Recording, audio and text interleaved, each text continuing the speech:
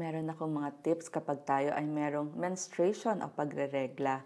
Katulad nito, pumili ng sanitary napkins o pads na cotton kasi mas malamig ito at mas mabilis matuyo.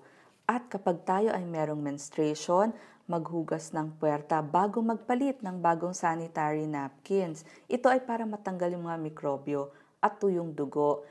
Sa paghuhugas, magsimula sa harap, papunta sa likod.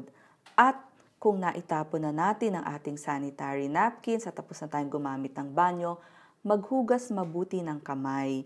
Doon naman sa mga gumagamit ng mga tampons, hanggang 2 oras lang po. Huwag masyadong pagtagalin kasi delikado ito. Pwede itong makamatay at mauwi sa toxic shock syndrome.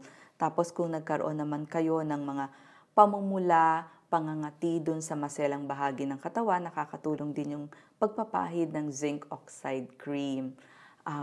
Sana po pagtapon din natin itong mga sanitary napkins, ibalot natin mabuti, itapon sa basura, wag ipa-flush sa toilet kasi makakabara ito. Pwede tayong maligo ng maligamgam kung medyo masakit yung ating puson at ang ating likod, makakatulong po ito. So sa mga nanay at sa ating mga teenagers, sana nakatulong ako sa inyong buwanang dalaw or monthly period. Salamat po.